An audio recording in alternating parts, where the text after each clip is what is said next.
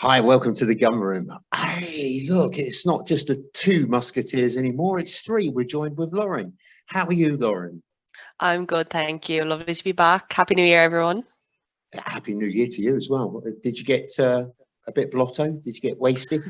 No, I was unfortunately struck down with Sensible. illness, so couldn't even enjoy myself. I had a few Nurofen, popped a few Nurofen instead of champagne bottles this New Year, but it's fine. All good now. Oh, on the mend. Paul, On the how are mend. you? I daren't ask, really, should I? You know, No, being a toffee fan. no, you shouldn't, Tom. Yeah, quite depressed football-wise. I mean, if you're an Arsenal fan disappointed with the Newcastle game, we swap places with you straight away. Well, I think what we ought to do really is, do you take Visa, Paul, for that result against City? I mean, we'll slip you a few quid. That's no problem. Yeah, well, I mean, at one stage after City scored, I think Everton were 40-1 against getting a draw. So I really wish I put some money on that one. Well, Podders, I've lost the contact lens, so if I look a bit sketchy and a bit iffy, and I look like I'm squinting, I am squinting. It's for real. What a gun room we have for you tonight. We're going to look back at the games against Brighton. It's a bogey team, isn't it, for the last couple of seasons? And also the match against a resurgent Newcastle, a determined Newcastle. It's caused all sorts of hullabaloo on social media, but we'll talk about that. We'll grab an update from Lauren on the WSL. And we're currently sitting second. And I think we've got a game in hand, which will bring us level if we win that. So, but we'll talk about that in a bit. We ask also goalkeepers, how much artistic license do they get? I don't know whether you saw it, but Martinez in the World Cup was doing all sorts of pranks, and even when they won the World Cup, I just hit my arm on a chair there. Never mind. Yeah, when he was doing all these sort of chaotic things and trying to sort of rattle the penalty takers and all this sort of thing. So how much do they get? Is it bad form? Is it anti-gamesmanship type of thing? I don't know whether you remember it, but Aaron Ramsdale, when he was at Leeds, facing Leeds at Ellen Road, he had coins thrown at him and he was winding them up, and he managed to come out on the right side because he got 17 quid. I don't know whether it's tax deductible, but £17 for your trouble is not too bad, is it really? So we'll talk about that, but first up we must pay tribute to the one and only Pele. It was kind of mixed reactions really, because you felt it was going to be a somber occasion, but it actually wasn't. It was a quite a joyous occasion, a celebration of his life. Paul, we are old enough to remember the great man, and let's reminisce about him for a little spell. He made, I think of icons, I think of two sporting icons come to mind. One is Muhammad Ali and the other one is Pele. I mean, it's a face well known, and whether you actually saw him play or not is irrelevant. Have a little wander back of memory lane, Paul. Yeah, well, I was actually fortunate enough to see Pele play at Goodison Park in the World Cup in 1966. I saw him in the game for Brazil against Bulgaria, and I saw him in the game for Brazil against Portugal. I was a 10-year-old at the time, and my dad had got me World Cup tickets, for which I'm still eternally grateful to this day. And I've also had the pleasure of seeing Pele score a goal from a free kick from the Gladys Street end. And for anyone of kind of our generation, like the baby booming generation, then Pele is an absolute icon. He was the first kind of global football superstar before football was a global game. And the skill, the virtuosity, the brio, the improvisation that he brought to football was just incredible. And for a guy, if you look at for 12 years from the World Cup in 1958 to the World Cup in 1970, you look at those two performances as a raw 18-year-old flicking the ball over Swedish defender's head in the final and scoring a goal for his country in the World Cup final. The King of Sweden stayed behind at the end of the game, running onto the pitch to shake his hand personally. He was so knocked out by the performance. And then you go to 1970 in Mexico, where he was almost not going to be in the squad. They was called up at the last minute. And once again, people, he always complains. It's almost unthinkable, isn't it? A World Cup without Pele. It is, yeah. And he often references the fact that people refer to the Golden Banks there, quite rightly so. But, you can't forget the goals he scored. I mean, most people seem to forget he actually scored the first goal in that World Cup final with a header to put Brazil ahead. And his pass in that move for that fourth Brazil goal, where he just rolls it into the path of Carlos Alberto, and then he smashes the ball into the net for one of the finest goals I've seen in the World Cup final ever, which is simply superb. And then after that, to move on when he'd retired from football at the age of 35, and then to be approached by Henry Kissinger, of all people, to join the New York Cosmos to try and, you know, give the fledgling NASL soccer league in the States a major boost and a major lift, which he did for 2 years, which is fantastic. So yeah, supreme sportsman, fantastic footballer. And you know, you can have debates all day long about who's the best footballer. I think a lot of it depends on what your age is, who you've grown up watching. But I just think Pele, to me, he set the bar for, you know, what everyone else should aspire to. At the end of the day, you know, if it's a case that shows you medals, he's got 3 World Cup medals. No one can come close to that. Yeah, I mean, it was 58, 62, and 1970. I mean, as a kid growing up, I mean, everyone wanted to, in the school playground, everyone wanted to be the number 10. Everyone wanted that yellow shirt.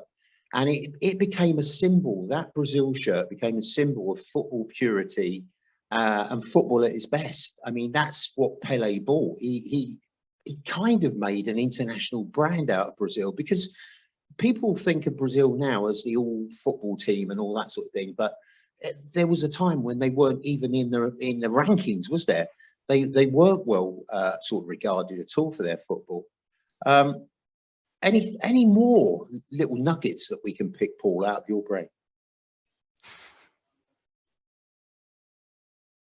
Oh, have I lost you? No, it's me. Oh, right, okay. I thought I'd lost you then, Paul. Don't go away. Stay with us. I just Bad enough losing a contact lens, but you know. Yeah, I mean, it's, you know, he made a massive impression, certainly you know, when he arrived at Goodison's in '66. But he was the player that everybody wanted to see, and it wasn't just me as a kid who wanted to see him. My father's generation were desperate to see Pele, because at that time as well, you know, it's not like today where you could see Brazil week in, week out on TV. There was such scant coverage on TV. What coverage there was in grainy black and white. And so, for most people, it's the first chance to see this guy in the flesh there at your home stadium. And you know, you look back at the '66 World Cup when he was, you know, the treatments he was given by European defenders, to this day still appalls me. The lack of protection he was given by referees still appalls me as well. Well, this is an age where you could get knocked around, wouldn't it? It was a bit more physical game. Now you've only got to sort of blink at someone and it's a yellow card. We get to that as well, by the way, Podders. We're not going to get that referee. And even in the '66 World Cup, you know, you see some of the tackles he has to put up with, and then he gets up and shakes the hand of the person who's tackled him. None of this rolling down, you know, and screaming for a yellow card. He just gets up and gets on with it, and you know, no trying to get an opponent sent off or anything like that. So yeah, I mean, I think just on and off the pitch, he's the perfect role model. I think, as you outlined there as well, Tom, in terms of, you know, turning Brazil into a football power, he was the one who gave them that status. And when you think as well, you know, Brazil lost the 1950 World Cup at home to Uruguay, a result that just devastated the nation. And, you know, without Pele starting them back on the road to recovery by helping to win that World Cup in Sweden, and even in 1958 in Sweden, apparently, you may well have heard the story. The Brazilian team were doing some extra psychometric testing to make sure they were more prepared for a European final. I'm glad you said that. And they gave all the players intelligence tests, and apparently Pele failed his intelligence test, and they're on the verge of not putting them in the squad. And it later emerged that the intelligence test they'd given them was for bus drivers in Sao Paulo. So what reference that had for football, I have absolutely no idea. But both him and Grincha failed the intelligence test. And when they got to the final group stage that Brazil needed to win, and Pele hadn't played a single game by that stage, the players almost, you know, staged a mutiny to manager saying, "We've got to play Pele in this game. You know, he's the best player." It's gone, why? We don't care if he's young. Why isn't he playing? And of course, he came on, scored. They beat Wales in the quarter-final. In the World Cup semi-final, he's 17 years of age. They're playing France. France have got the World Cup's top scorer ever, Jules Fontaine, in the team, who scored 13 goals that competition. Brazil beat them 5-2. 17-year-old Pele gets a hat-trick. Youngest player scored a World Cup final at the time. So, yeah, I mean, his record just speaks for itself, Tom. Well, we are going to talk about Arsenal in a minute, Podders, but it's such a momentous occasion that we've got to celebrate it. I think there's a bit of discrepancy on his goals. One version is 1,283, and the other is 757 goals in 812 matches. But the thing is, when you're looking at centre forwards now, he was the perfect factory-made centre forward, wasn't he? He was fast, he was strong, he was physical, he laid off a good pass, he had good weight on the ball. There's so many things. Now we're talking about Haaland, but he wouldn't even be fit to lace Pele's boots, because Pele was such an all-round striker, an incredible striker. And listen, if you haven't seen some of the grainy footage or whatever, you have to go onto YouTube. You must look this guy up. And all the things I will say is all the tricks that Cruyff did, you know, when he kind of sort of backheeled it round and flicked it and all that sort of stuff. Ronaldo, Messi, Maradona, Best to a degree as well. Pele did it all first. Pele was the originator. He was the original footballer. And the thing is now, because he's not played football for so long, he's still well known around the globe. And that's why it's had such a monumental impact to people who have seen him and people who even haven't. They've heard of him, but not seen him. He was one of my first sort of football heroes as well, has to be said. You know, as I say, we were jumpers for goalposts and all that sort of thing.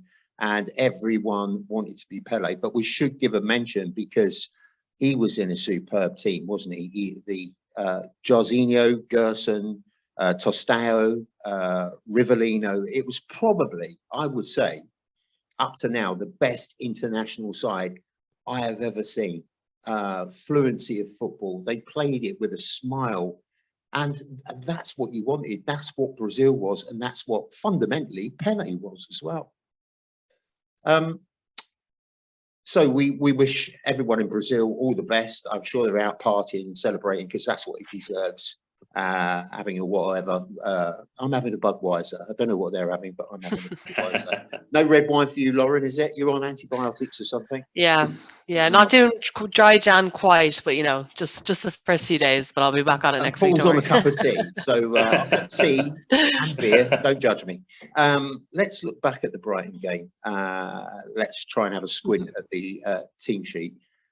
We were playing 4-3-3. It was Aaron Ramsdale, Zinchenko, Gabriel, William Saliba, Ben White, Granit Xhaka, Thomas Partey, Martin Odegaard. We'll have lots to say about Martin Odegaard.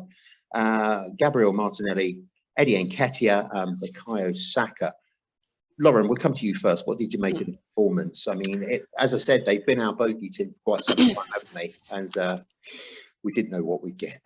Absolutely. I think, you know, probably is worth mentioning as well, being in Brighton are kind of in a bit of a transition at the moment as well, having lost their manager. Not a transition. Everyone's not in a transition. You know what I mean? You know what I mean? It is a bit of a changing period for them. So I think it was a good time for us to face them. You know what I mean?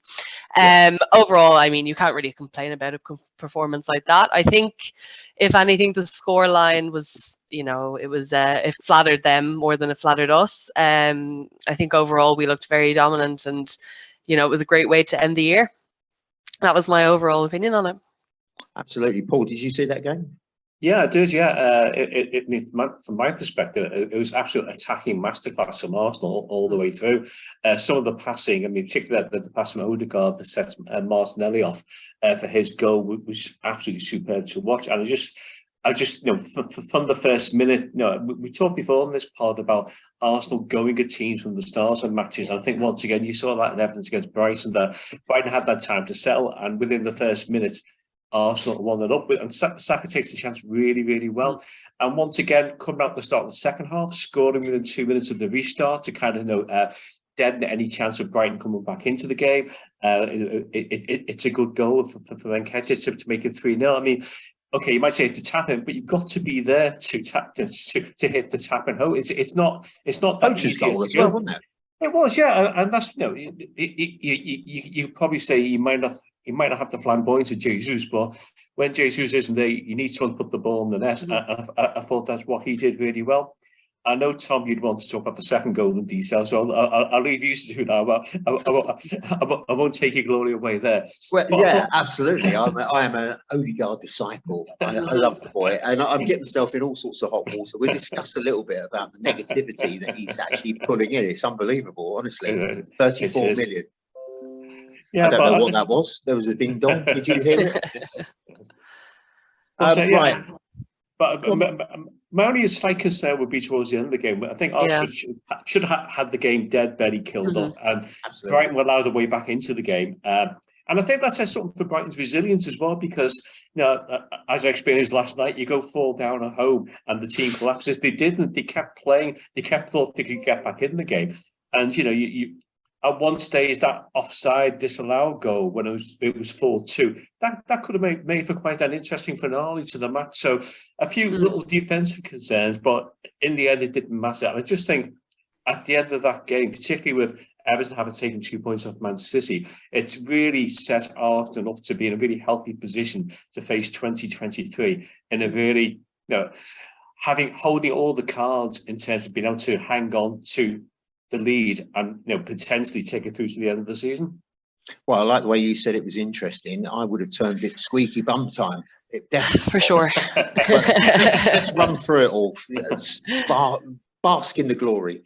Saka, as you say, got on the end of it was kind of a deflected cross, wasn't it? It fell into his lap basically, but he still had to take that touch and finish it off.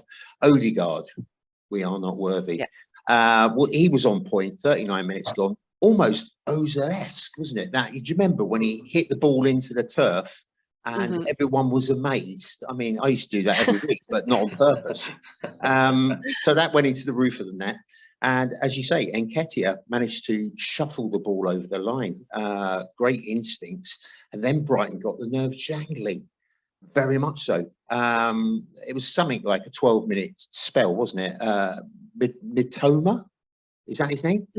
He looks like a real find. He scored the second, which was deemed offside, and we all breathed a sigh of relief. But in between, we had that fabulous pinpoint Odegaard pass. Took one look up, saw Martinelli on the boosters, and just put the ball through. At one stage, I didn't think Martinelli connected that well with it, but it still found its way into the net. So it was superb. That's amazing. Yeah, absolutely. That's what we want. We'll take it in if it goes off an elbow. No VAR, obviously. Bit of a wobble conceding those 2 goals, and the third was ruled out offside. But yeah, again, we've got to talk about second match on the trot. It was West Ham and then Brighton. Odegaard just shone, sparkled. What do you make, the pair of you? Let's go with Lauren first, of the criticism that he doesn't turn up for the big matches. Now, I had this discussion with Rich on Facebook this morning. Hello, Rich. And he said basically, like, he can do it to the smaller teams, but against Newcastle, he was actually wiped out. Lauren, how do you feel about that statement?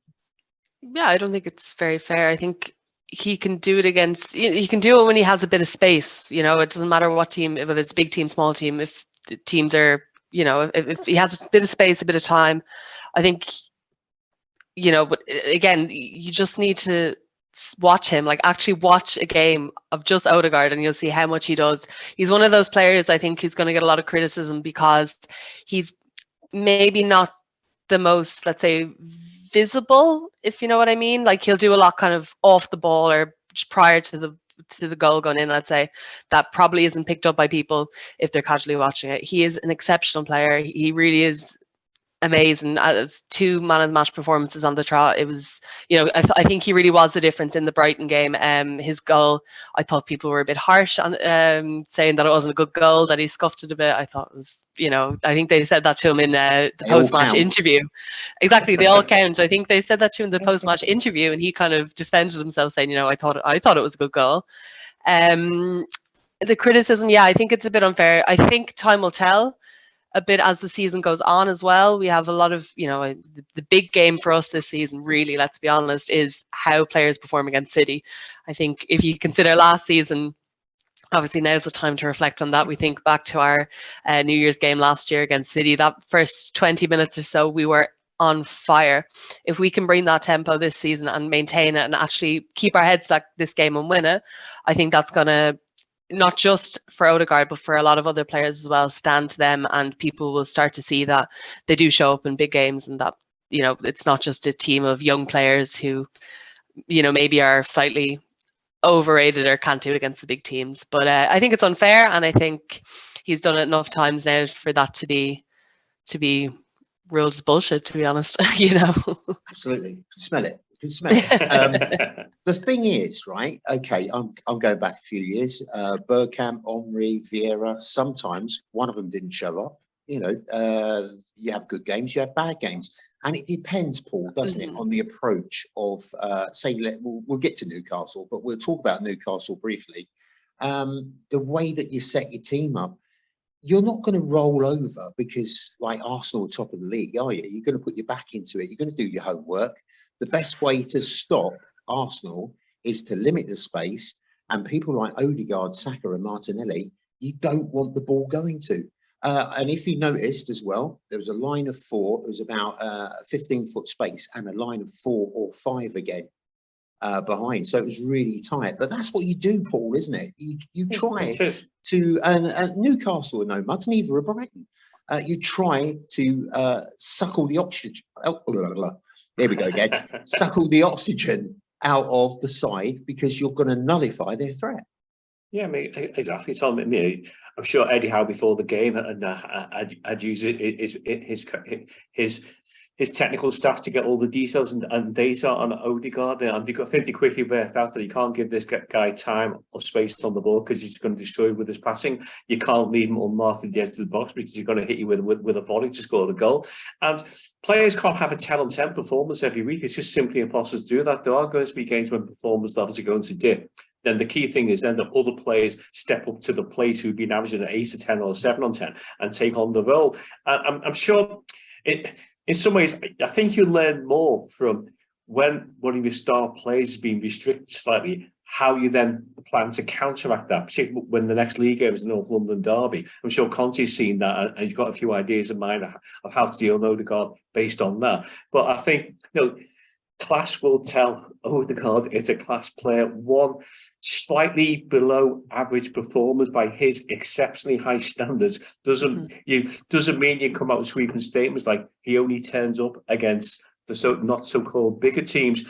And I've kind of made the point before on this podcast that you get the same number of points for beating a small team as you do for beating a big team. And come the end of the season, it's kind of wins at Southampton, it's wins at West Ham, it's wins at Brentford, it's wins at Crystal Palace that to some extent are more important than beating teams in the top 6 because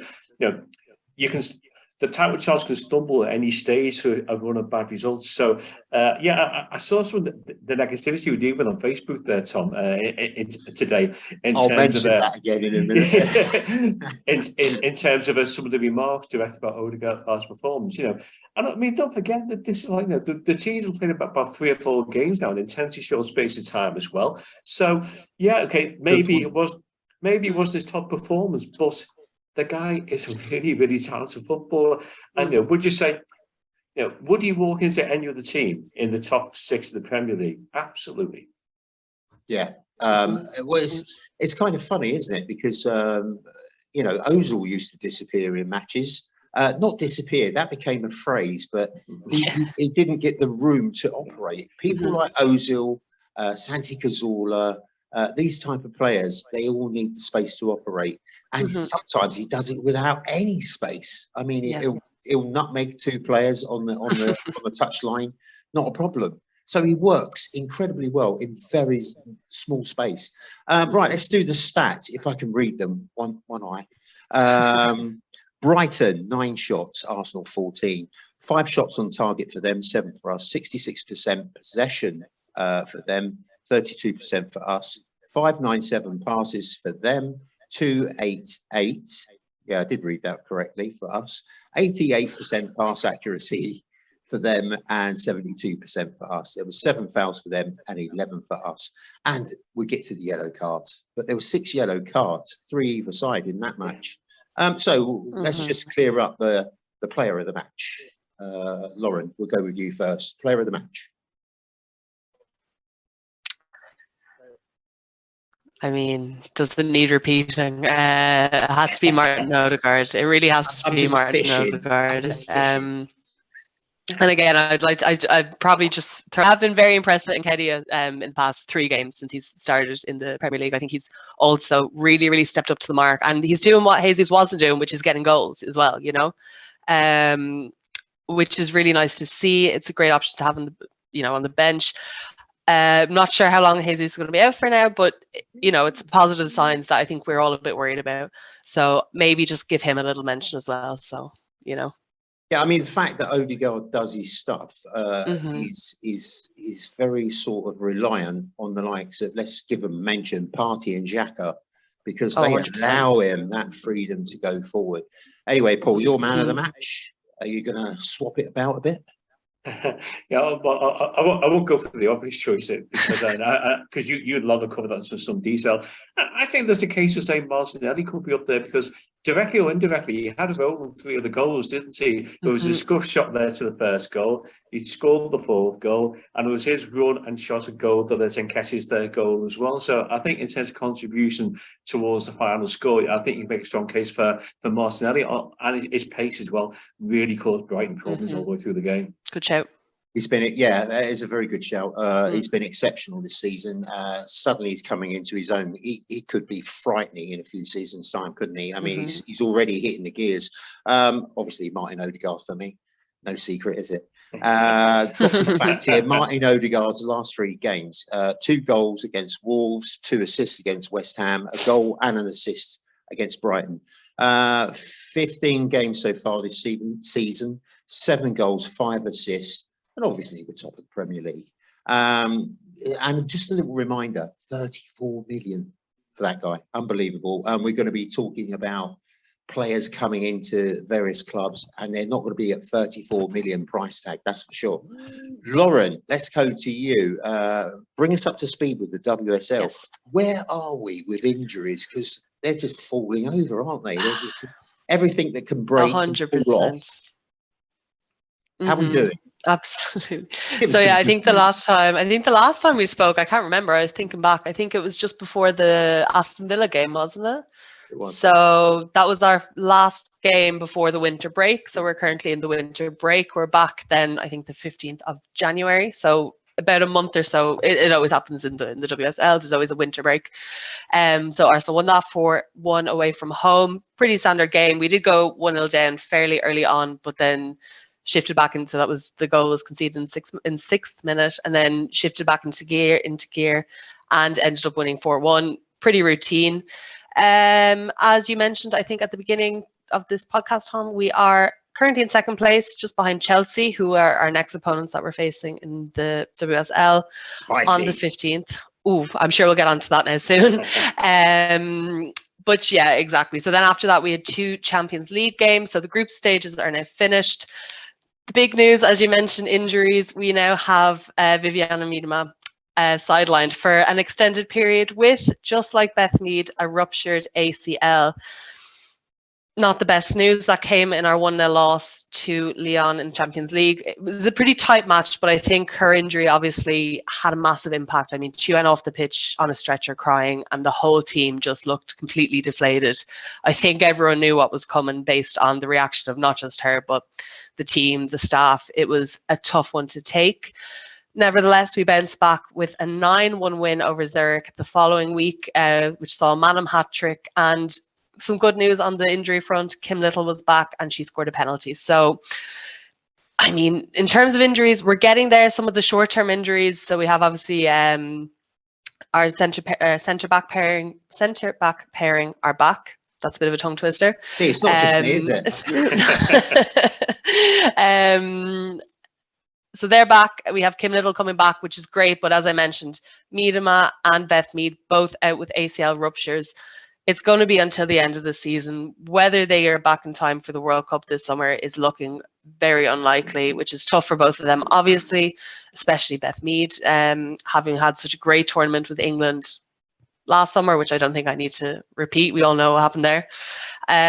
This could so really cost us, though. These pile of injuries, they're stacking up, and it's all to key players, isn't it? Exactly. I mean, you think defense pairing, strikers. Yeah, you think, Mead, that's one thing, but Mead and Miedema, that is different kettle of fish. We're really in, luckily now we have the transfer window open, so fingers crossed something happens there, but not great on the injury front. We'll have to wait and see. It's not actually going to be easy in January for anyone, is it? No. Men or women to get people in. So Beth Mead was BBC Sports Personality of the Year. Yeah. Well deserved as well. That's a game changer, isn't it? That is a real 100%. game changer for the women's game.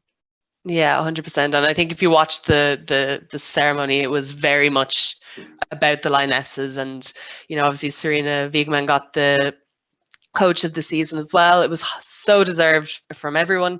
Beth Mead, she's won almost every individual prize on the back of her Euros performance, except for that Ballon d'Or, which she missed out by just one vote. That would be going on there. Yeah, it would have been great again, but obviously she missed out to Alexia Putellas, who was out with another ACL injury. It's a bit of a common theme now in the women's game. I think 20% of the top players are out with ACL, so that's another thing there. But yeah, no, it was definitely a well-needed morale boost, should we say, after her pretty tough injury. So yeah, and another thing to mention as well is that a list of the Lionesses did receive honours in the King's honorary list. I'm not sure what it is. Beth Mead's going to be an MBE, and Williamson has been awarded an OBE as well. So that's some good news. Oh, I think I saw Leah Williamson on Graham Norton. Yes. She was up well, didn't she? Doesn't she? Yeah, she's very glam. I didn't recognise her for a second. Let's just give Beth Mead a due. She beat the England Test cricket captain, Ben Stokes. I mean, massive accolade there. So it's Chelsea up next on the 15th. It's a game that has huge significance. More than 35,000 tickets have already been sold. That's going to be a massive old affair. And there's not much between them. It's just like a bus ticket between them, isn't it? So we're on the same track as we were last year, and it's who blinks first, injury-wise as well. No, exactly. I mean, it's exactly. It's a game we've seen played out it's the rivalry we've seen played out many times. Chelsea have always been either the team right on our heels or the team that we're trying to play catch up with. It's in the Emirates, as you mentioned, 35,000 tickets sold, which is very impressive. It's going to be tough off the back of our last Emirates performance against United, which was very deflated. I think we lost that 3-2 in the end, but there was just no real bite, no fight. It was our first loss in the Emirates. So it's going to be, interesting to see how we come back from that, given our injury situation. But yeah, Chelsea does have the potential to have a slightly different feel, a bit more competitive, a bit more bite to it, so hopefully that, and after the winter break as well, obviously it's tough to come back, but hopefully everyone's well rested and ready to go, because this could be the decider. Everything crossed. Transfer wise, let's do a bit of ducking and diving there. Canada's goalkeeper Sabrina D'Angelo apparently could be joining us on a free. Have you heard anything about that? What's the vibe? I have, yeah. I'm very active in this transfer, or lots of links, shall we say. Maybe not so active so much, but we have also been linked with Catherine Kuhl, who has been described as the best young talent in Scandinavia at the moment. She's a midfielder. So as you mentioned, we have goalkeepers being linked to us, midfielders, but nothing really in terms of a striker yet, which I would say is probably the most important position that we need to be filling with Mead and Miedema out. It's early yet, we'll see what comes, but God, we all need a striker, don't we? Yes. You know what, if that keeper can play, if that keeper has a good foot on her, we'll put her up there. I don't care at this point, Also a Brazilian pairing as well, Rafael and Dabina. Did I get that right? Sounds good, yeah. What do we know about them? Not that much. They are, I like to hear that. Brazilian. Yeah. To be honest, so Brazilian forward Davina, she's a forward. There you go. But in terms of proper or likelihood, I haven't heard much. But names are heavily being linked with us, so we'll have to wait and see, I suppose. Well, but the men's team has got about 34 people coming to the club. So we just need one. We just need one. Right, let's move on to Newcastle then. We've wetted our whistle for the WSL, and I say it's the 15th. It's against Chelsea. It's a real banger. Support the girls. That's all I can say. Yeah, it's actually the same day as the North London Derby. I was going to say it's going to be a wild afternoon. It's going to be a long one, isn't it? Oh yeah. Oh, that will be a tasty podcast when we get into it. Oh God. So Newcastle next. I don't know how to feel about that game, or I didn't until this morning. Look, people, podders, we didn't lose, we drew. We're 8 points clear at the top of the Premier League. What's the problem? Now, Paul was mentioning my Facebook post, and I was quite pithy. I was quite angry. Please stop acting like we've lost the Premier League. It was a rough night against a well-drilled team, and they weren't about to roll over because we're top of the league. They were disappointing, to be fair, and it shows that in terms of genuine football, Newcastle are not at the races. Negative and poor, but it did the job, and at least they will do the same to the other teams in the division. Top of the league, 8 points clear, as I said. Hardly a disaster. I think that's the way to look at it. It was a strange old game. Let's just have a look at the lineup. One eye. Aaron Ramsdale, Ben White, William Saliba, Gabriel. It's looking the same old team, isn't it? Zinchenko, Martin the God, Odegaard, Thomas Partey, Granit Xhaka, Bukayo Saka, Eddie Nketiah, and Gabriel Martinelli. Paul, let's bring some sanity, some unbiased sanity from Merseyside. What did you make of the game? Well, I think I was firmly of the perspective that it was actually a point gained. I think it's so important when you're playing kind of other teams in the top 4 or 5 not to lose against them, but not to try and prevent them getting 3 points so they cast the gap up as well. I think it's inevitable during the course of the season. You're going to drop the odd points at home. I mean, look at Man City. They dropped 5 points their last home games against us and against Brentford. So, this idea that you just turn up at home and expect to win is not going to happen. I think as well, Newcastle came to do a job on Arsenal. They doubled up on Martinelli, they doubled up on Saka, they restricted Odegaard, they're determined to just come out with the points. You look at their defensive record this season, they conceded 11 goals. I think by about 4 to 5 goals. That's better than anybody else in the Premier League. They've lost 1 game all season, and even that they were cheesed out of Anfield, which is an experience most teams get there from time to time. And they're a really, really strong defensive team. They're really, really hard to break down. They're tactically very astute. And that was always going to be a really tough game, coming on the back of the Brighton game 3 or 4 days ago as well. So I couldn't believe some of the negativity you having to deal with on Facebook. I was really off the view that you didn't lose, you didn't concede the goal, no one got sent off. Okay, you didn't get the 3 points, but you won. Oh, that was more luck than judgment with that ref, wasn't it? It was, yeah. I thought, bloody hell, he's a magician. He's acting out cards. Let's go out of fashion. Pick a yellow. Yeah, well, I think Andrew Madley refereed the Man City Everton game a few days beforehand as well. So he's a referee who likes to let the game flow. I think that's quite a generous way of describing his kind of handling of matches. But overall, I would be reasonably positive with that because it keeps the 8-point gap at the top.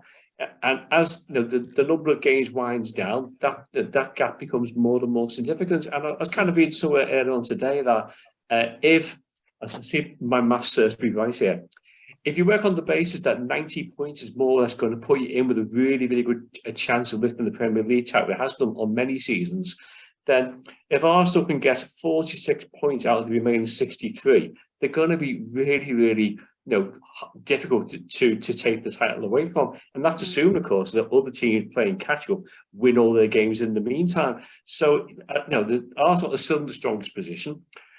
Okay, I can look, maybe, I suppose it's quite unusual to be here saying, have Arsenal fans been spoiled by success this season? Has to be this idea that we just have to turn up to get the 3 points, because there are certain games we have to battle to get something out of. There are certain games where you can't have the flowing football, you can't have the sumptuous goals. There's certain games you have to dig in and try and get something from the game. And that, from that perspective, for Arsenal, obviously the win would have been far more preferable. But they didn't lose, they didn't concede the goal, they got the point, and they're still 8 points clear at the top. I don't really see any pessimism about that.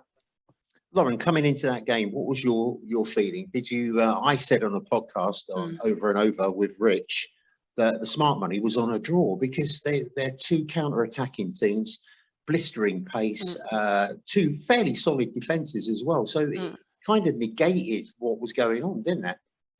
Absolutely, and I think I was a bit nervous going into this one. I think given Newcastle's form, their run that they've been on, our run that we've been on, it just kind of felt like it was going to be a clash of the Titans, and I was expecting, not that I was expecting anything less than a draw at least, but a draw was kind of my realistic outlook, and I thought that would be a good result, something that we could celebrate. I probably would have preferred to have scored a goal at least. But,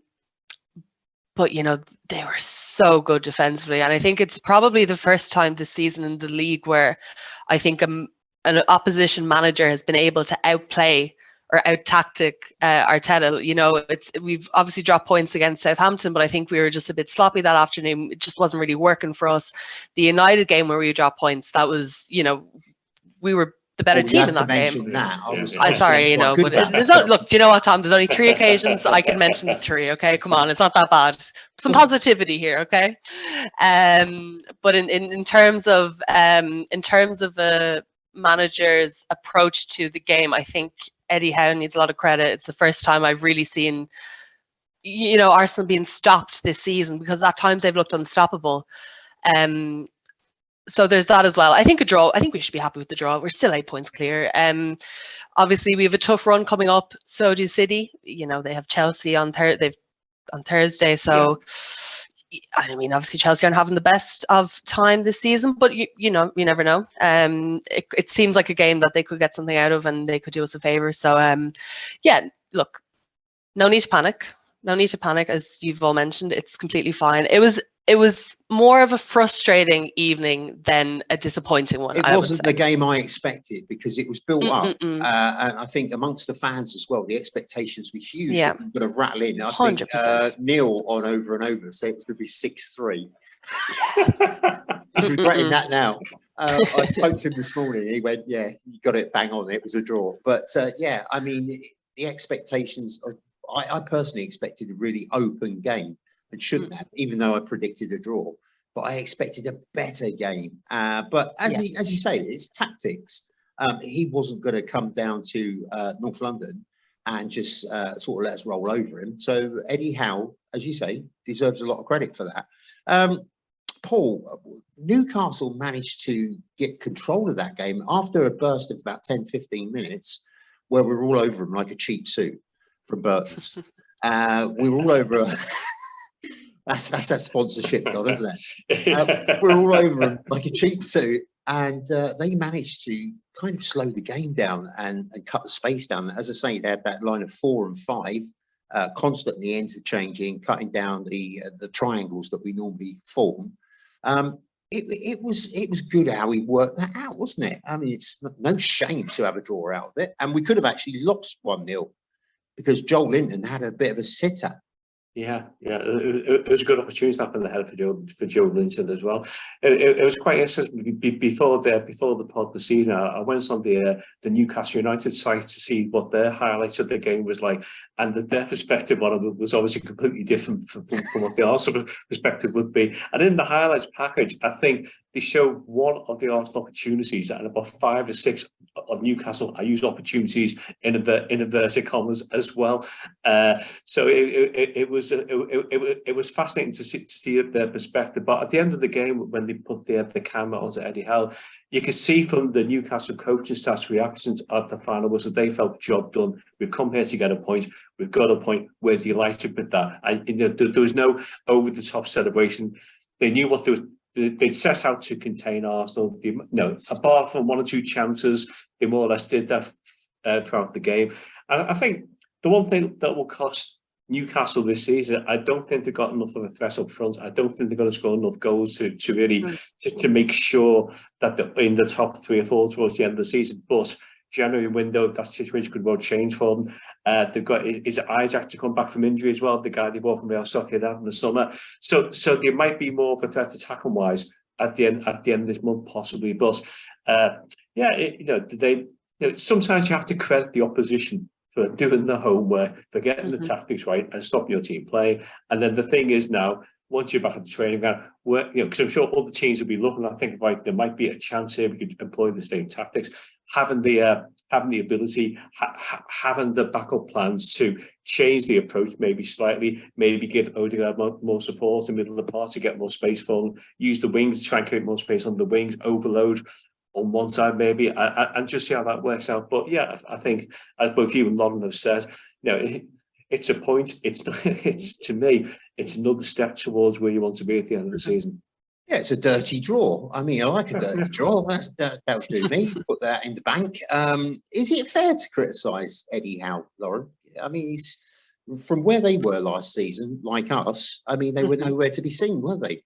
And then all of a sudden, if we're talking about transitions, that's one that's massive. 100%. You can't criticise him for coming down to want that point.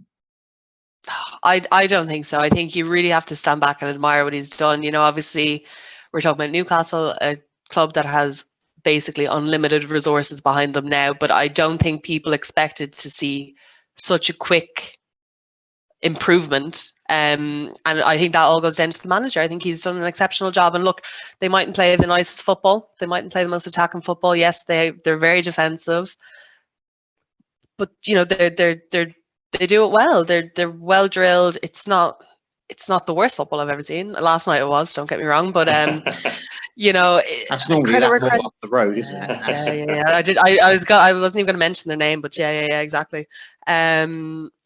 No, credit where credit's due. You have to take your hat off and say Eddie Howe's done an exceptional job.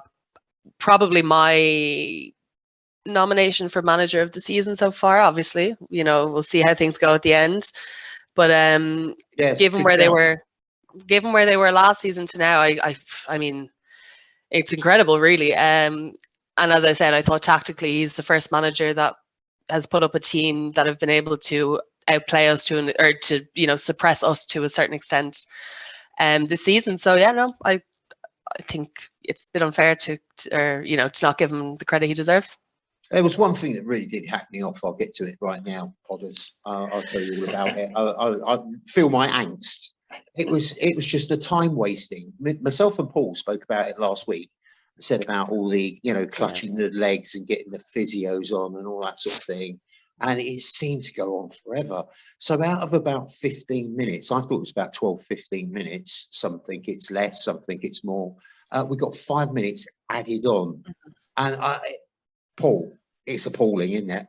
They've really got to do the old Kalina and start getting independent timekeepers, because it was a shit show.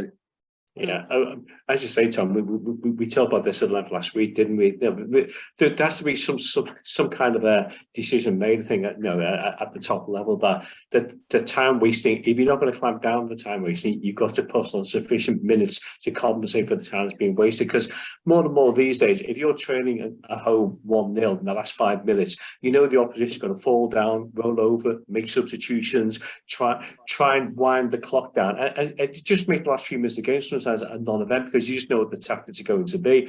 And you can see that Newcastle had that was in their mindset before the match even starts. That they got to that stage after 90 minutes where you could just see that's it. Let's start rolling over. Let's start falling down. Let's slow the game down to walking pace, and let's take the points. I think that they were quite pleased with that outcome. But I think from the spectator point of view, it's not the type of finale to a match that you want to see. You want to see teams going for the victory at the end of the game, rather than the clock ticking away slowly. And as we said last time, Tom, I think at some stage now, maybe football needs to look at the examples of rugby league, rugby union, take the timekeeping away from the match official and put it in the hands of an official timekeeper. And every time the ball goes out to play, every time the ball is dead, the clock stops.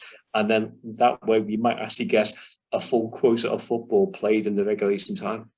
Yeah, well, we spoke about, giving value for money, and that's not value for money. You're getting robbed while you're sitting in your seat watching a match.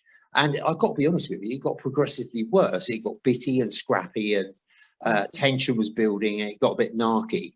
And it ruined what was, for me, it was like a 1970s, 1980s game. It was all that sort of huffing and puffing and a bit physical and all the rest of it. But we'll get to that referee in a minute. Just to finish off with Eddie Howe, 6 clean sheets in a row. Newcastle have conceded just 11 goals all season.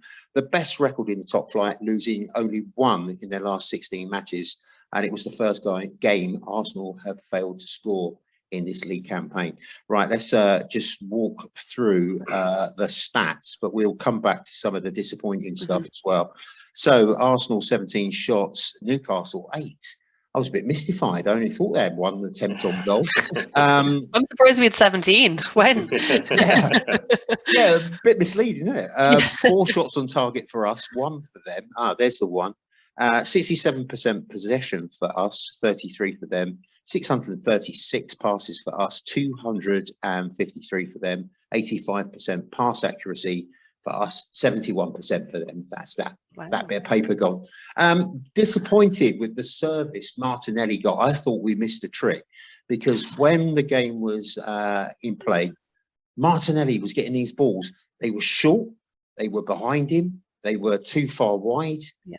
It drove me crazy, because Saka was getting better balls. I've hit my arm again on a chair. He was getting much better service. Martinelli, he's the one you want to pump that ball down to him, let him run onto it, and he didn't get the service. It really hacked me off. Lauren, what was your opinion of what else annoyed you? Oof, great question. Yeah, I suppose that was the big thing, really, was some of the passes actually to Martinelli as well. We did comment on that when I was watching it yesterday. You know, to a certain extent, you mentioned Saka there was 3 on him at all times. Obviously, we had a blistering start, and it was really the game where we needed to have an early goal like we had at the Brighton game, because, you know, that's when they were kind of settling in and we were ready to go. That would have been the perfect time. And I don't think they, you know, that would have been obviously a completely different game had that have happened. But as soon as, I suppose, the threat on the right-hand side was, you know, detected in Saka, they gave him no space, and it was really difficult for him to do anything. I think he could have used a bit more support there. But then obviously, you know, you risk being pulled a bit too far out of, you know, formation and leaving gaps, which was a bit annoying. I thought, you know, another annoying thing was how soon after our last match we're playing again, you could see, obviously, Ben White came off. He looked very tired prior to his substitution. He made a great tackle, and I was kind of going, you know, get up off your feet, like, come on, you need to get this ball out of there. And I thought, you know, Saliba still has a bit of a World Cup hangover, I'm feeling. You know, obviously it's understandable, but yeah, it just looks a little bit off the pace where he was, you know, at the start of the season. That being said, I think Gabriel has stepped up, and he's what a performance he had yesterday.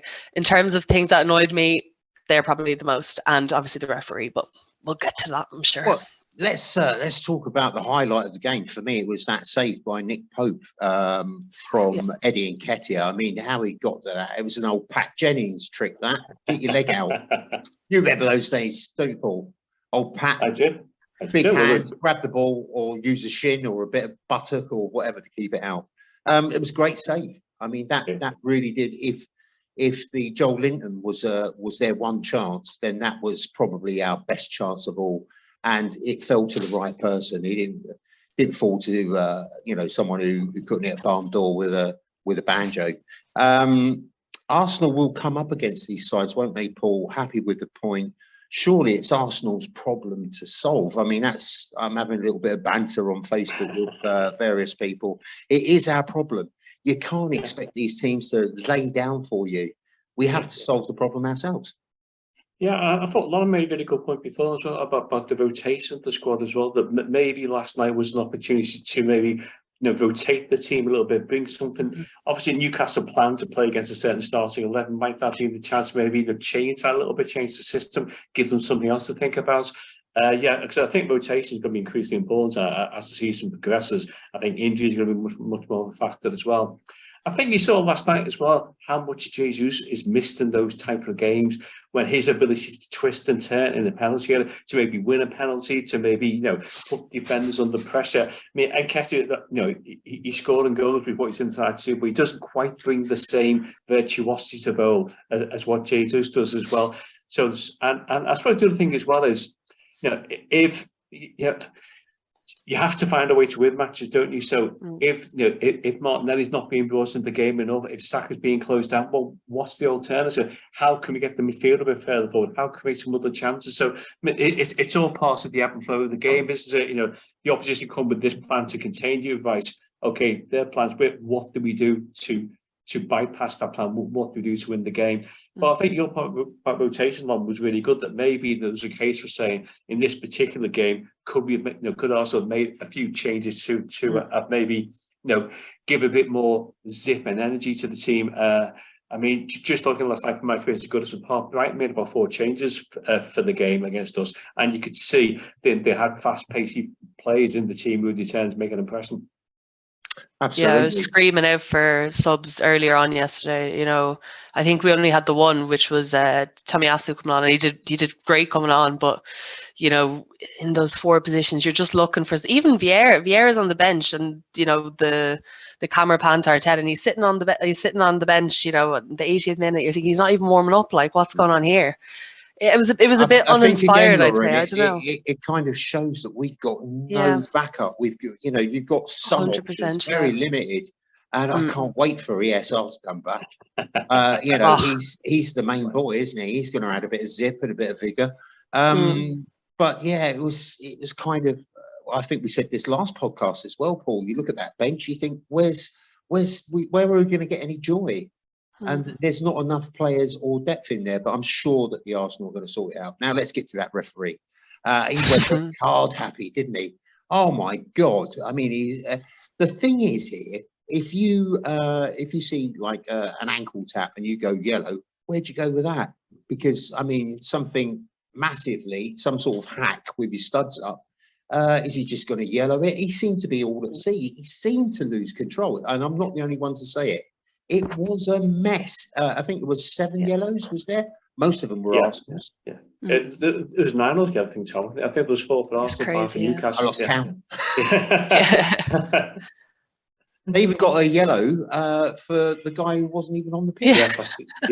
Lascelles, wasn't it? Yeah, that's right. Yeah, it was an alarming performance, and surely the FA are going to look at that and sort of say, "Come on, we'll send you back to school," because it was just clueless and desperate, a bit like Arteta was getting.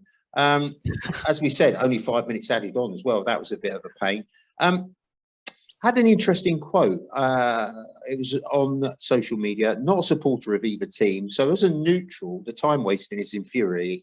That's going back to our point. And his name's Dan Christmas. And a Happy New Year. I hate to say these words, but the ref needs to follow the FIFA directive, adding the necessary minutes on, and that would please neutrals, never mind Arsenal. And I think that just reinforces what we said. Arsenal were exposed, as I say, to their lack of depth. Let's talk about decisions that Arteta, he was a man possessed, wasn't he? Up and down, and a bit of bickering with Eddie Howe. It was great to see. I love all that. But let's have a look at some of those. Arteta expressed his anger on the touchline after Arsenal were denied a penalty in stoppage time. The ball struck the arm of a Newcastle defender. I think it was Jacob Murphy in the box. What did you think about that, Lauren? Did you think it was a pen? I couldn't see. The angles were too tight. The camera never seemed to give us a proper peripheral vision type thing. Yeah, from what I've seen, I think I saw a different angle view on, I think it was Twitter today, and it looked like a pen. And and my initial reaction was, obviously all the players straight to the ref, Arteta straight to the 4th official, and obviously Eddie Howe got a bit annoyed by that. But there was 2 earlier pen shouts that we didn't get either, and no one reacted. So, we didn't get it because, it wasn't awarded because of an overreaction. Exactly, it's Arsenal, that's why. It was infuriating. It was really, really annoying. There was definitely 3 shouts that could have been looked at. There was the shirt pull on Gabriel for a free kick. Eddie Nketiah was thrown to the ground as well at some point, literally picked up and thrown out of the way. And then the handball. And to me, the handball probably was the best shout that, for a penalty. But 3 shouts that weren't even looked at by VAR. It was an absolutely atrocious atrocious performance by the refs. Really ruined the game. Like you said, he just, within, I think it was around the 30th minute mark, he just seemed to lose his head. Cards were flying. And I think from that point, the game was damned in the sense that, you know, it just kind of spiraled from there, and it lost all the flow it had, and it just became a very tense watch. And at one point I thought Granit Xhaka was going to be sent off, and I was thinking, oh no, here we go, downward spiral, season over, we've been here Come before. Come if the man. Who else, the yellow goes straight for the red. Exactly. But no, it was shocking. It was really infuriating. Well, yeah, there's just not much to say, is there? The main one for me was the Gabriel one where it was upended. Paul, you saw that one. Did you think that was an absolute pen? I thought it was 100%. 100%. Have you seen them given? Is that the moment where Dan Burns was pulling his shirt? That's right. Yeah. Well, he virtually gave him a midriff cuddle, didn't he, and threw him on the floor. Yeah, I thought that there was a strong case for that being a pen than the handball against Murphy towards the end. It's one of those things that kind of frustrates me about referees, because there's no consistency about that type of challenge in the penalty area. Some will give a penalty for that, others won't, and you're never quite sure from 1 week to the next whether pulling someone's shirt off the back in the penalty area is going to get you a penalty, or whether it's going to be waved on. And it's just so hugely frustrating. And I'm very reluctant to use VAR more than what it needs to be. But if the technology is there, then surely someone should be saying, no, tell you what, you might just want to go and have a look at the screen of that one again, because there's a definite case here for for the shirts as being pulled off Gabriel's back there, which it was, it really was. And of course, and then the penalty changes the game, because if you score the penalty, Newcastle got to open up a bit more. It becomes a far more evenly balanced contest, and the game becomes more enjoyable to watch. But yeah, I can totally get the frustration about that, because on another day with a different referee, it's a penalty. And a different team, probably. A different team, yeah. There would be. Yeah. Well, Arteta's antics didn't go down too well with the media. There's lots of people criticising him for that, but it's the passion of the game. That's what you do. I mean, Jurgen Klopp goes running off and remonstrating with everyone. But Richard Keys is at it again. So I picked up one of his tweets. Seriously, when is someone going to get control of Mikel Arteta? He's an embarrassment, totally out of control during the game. And I said, shut up, for God's sake. Just admit to jealousy and obsession, and we'll forgive you. Morality isn't your strong point, Richard Keys. So I gave him that back. Let's have a look at the player of the match for Newcastle. A bit of a mess, quite a hard one to pick out. Let's go with Lauren first. God. I'm going to have to say Gabriel. I thought he was stellar. I thought he really, really put in a great performance defensively. Especially with Saliba, I suppose, kind of, as I mentioned before, he's not really hitting the heights he was earlier on. So for me, it was Gabriel. I thought he was good. Attacking as well. He kind of was offering a bit more than we've seen. Tough one, though. Definitely a tough one. Not as easy as other weeks. Yeah, I'm not seeing enough of the whole kind match. Of a scrappy match, really. Yeah, I'm not really seeing enough of the whole match to give an informed comment on this one, to be honest. I mean, you can make a case for a few players for different. I mean, I thought Nketiah kept going non-stop from start to finish as well. He always made himself available. He was always an outlet. As you said, I thought Martinelli played well also. I thought Xhaka did a good job in midfield once again. But if you ask me to pick an outstanding man of the match, I'd really struggle to do that. Well, I went for Thomas Partey because he really put in a shift. He's in the last few games been very impressive. Key tackles in key areas, winning the ball back once we've lost it, getting us moving again, and it just gives you that confidence that no one's going to breach the lines. Although they did come close, but yeah, he was my standout, and had Odegaard not been performing as well in the last couple of matches, he probably would have picked up that then. So it's not the Martin Odegaard show, nearly, but not. Up next, the outing to Oxford in the FA Cup. We'll cover that on a YouTube version only. It won't be on the audio, it'll just be on the YouTube. So, and thank you for your subscriptions. Subscriptions are up, views are up, so it's all good stuff. But let's go to Lauren. They've not had a wonderful season. Have you spent much time sort of researching Oxford? it's a bit tricky with them. We're in a position where it's one of those away skirmishes that could go horribly wrong. Yeah. Can't say I have spent much time this season thinking about Oxford now, to be honest, to be completely honest. What I am looking forward to, hopefully, Only did it this morning, to be fair. more than me, is hopefully the return of Smith Rowe. I mean, look, he's back in training, a little cameo. That's all we need. We just need some hope that we'll see him back in the Premier League soon. That would be great. You know what? Look, it's the FA Cup, isn't it? Look, we obviously went out of the other cup. What's that called? What's that called nowadays? Caribou Cup? Flower pot. Caribou Cup, yeah. Caribou Cup, yeah. We went out of that early on, and I don't think it's been that big a deal. FA Cup, obviously, is something that we put a bit more value into. Would like to see us go a bit further, but at the end of the day, when it comes down to a title race, we have Europe as well to contend with as well. You know, it's fine. Whatever happens, happens. Let's just see Smith Rowe back and hope for a good result, but it's not the end of the world.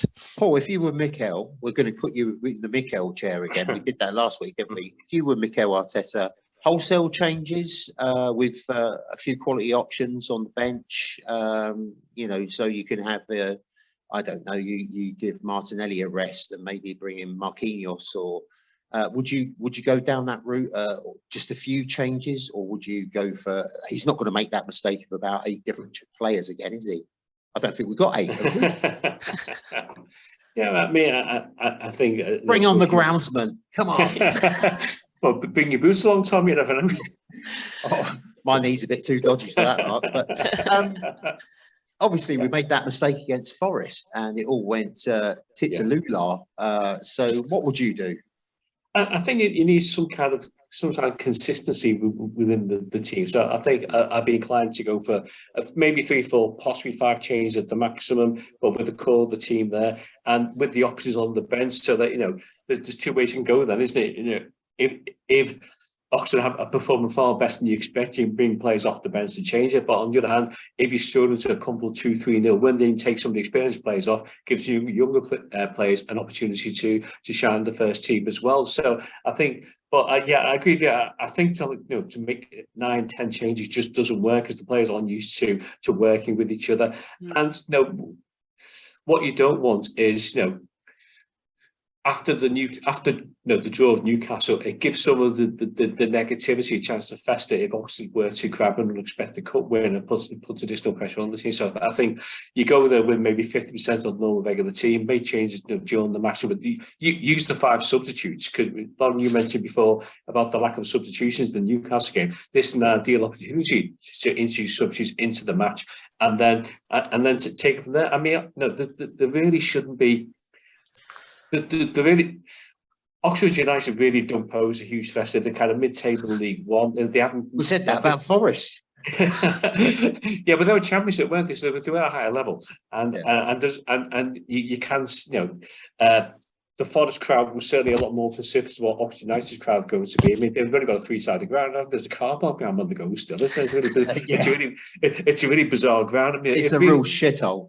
It's even worse than the Manning ground, and that was pretty grim in the 80s anyway, but at least I had some sort of atmosphere. So yeah, but I really can't see anything other but then an Arsenal victory in this one, and you just want these games off the way. You don't want to get. There's still replays in the 3rd round, isn't there? So the last thing you want is a replay. Just go there, get the job done, and then focus on. I think you're playing somebody quite close to you the weekend after that, aren't you? Yeah, I mean, we have got some options. We're just about. I mean, we could play Tomiyasu, Lokonga, Holding, Vieira, Smith Rowe. Is Nelson fit yet? I don't think he is he? Because that would be a nice one to sort of throw in. But it's going to be one of those. Let's have some predictions. Paul, do you think we're just going to give it a clog and run off smiling? Yeah, I think 2-0, 2-0, 3-0. Yeah, I'll go 3-0. Lauren, I know you love this. My favourite time of the day. Let's say I've missed this. I'll go with 3-1. 3-1. Yeah, why not? Spice it up a bit. Guys, it's been absolutely brilliant to have you back. It's as I say, if you've got anything to say about Arsenal, if you want to ask any questions, send an email to itsanarsenalthing4@gmail.com. Please subscribe to the YouTube version, which you're currently watching. And also like, follow, and download the audio version, which is entirely different. Obviously, the gun room is in there, but it is an entirely different version. Guys, thanks ever so much. It's been an absolute pleasure again. And we'll see you on the next one. See you. Right. Thanks, everyone. Thanks, Tom. I Thanks, thought Tom. I'd lost sound then. Lost the contact lens, I've lost sound as well. What's going on? See you later.